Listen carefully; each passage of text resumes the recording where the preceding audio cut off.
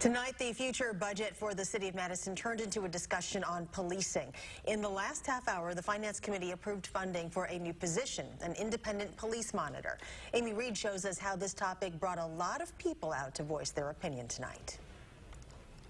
Just hit them all at once, right? Yep. Our police officers should and do feel insulted. They've told me so. So the kid that the police were beating up is not conscious? With more than 40 speakers from the public. This is about transparency.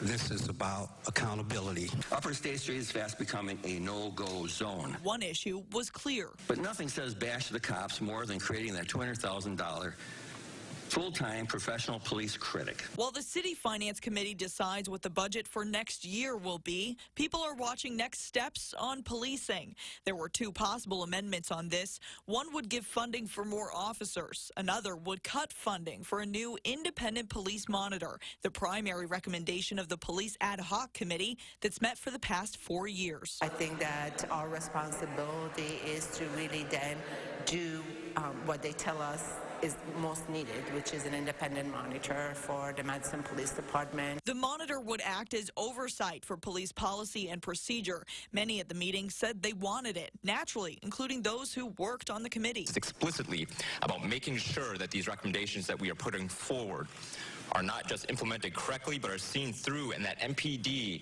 can constantly improve its policies and procedures, can constantly improve how to interact with the community, and can create an easier entry for community members when it comes to engaging with MPD and any issues that it's facing. But others called it a professional police critic, hoping instead the $200,000 it would cost could go toward more officers instead. Mayor, you know as well as I do, you have a police and fire commission that you should go to if you have a problem with the chief of police. With 25 amendments to get through at its meeting, both issues are just more difficult decisions for an increasingly tight budget. So we need to be very cognizant that we have very, very little room to get to the levy limit, and we can't have everything we want.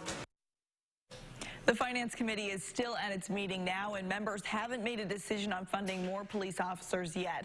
Also still to come is an almost final decision on the wheel tax. It's expected to pass.